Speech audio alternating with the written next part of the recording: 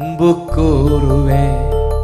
பைபிளை கையில வச்சுக்கிட்டு இந்த பல்லவி, பைபிளை கையில வச்சு அன்பு கூறுவேன், இன்னும் அதிகம் ஆராதிப்பேன், இன்னும்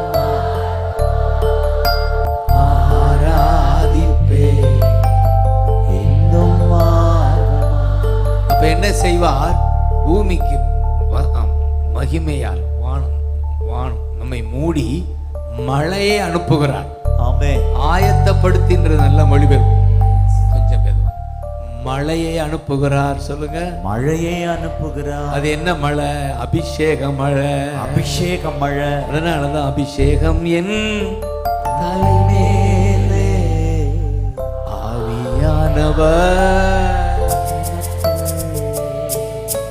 அதான் அபிஷேக மழை. இன்றைக்கு மழை அதிகமா பெய்ய போகுது. ஆமென். இந்த நேரத்துல மழை பெய்ய போகுதுன்றவங்க கை வைத்து ஆமென் சொல்லுங்க. நேரத்துல மழை பெய்ய போகுது. மழையை அனுப்புகிறார். மழையை அனுப்புகிறார்.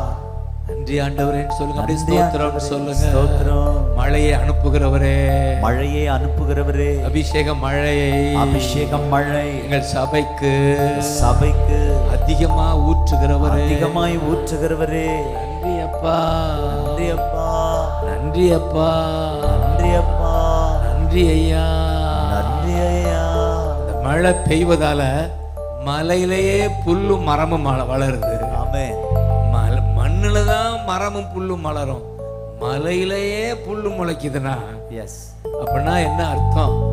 இந்த பூமியில மலை போல இருதம் இருந்தாலும் அங்கேயும் மலை மரத்தை உண்டாக்கிடுவார். எஸ், புல்ல உண்டாக்கிடுவாரு. புல்ல உண்டாக்கிடுவார். அந்த அளவுக்கு மழையை கொடுத்து, அந்த அளவுக்கு மழையை கொடுத்து, எப்படிப்பட்ட கல்லான இதயமா இருந்தாலும், எப்படிப்பட்ட கல்லான இதயமா இருந்தாலும் புல்ல முளைக்க பண்ணுவாரா? புல்ல முளைக்க பண்ணுவார்.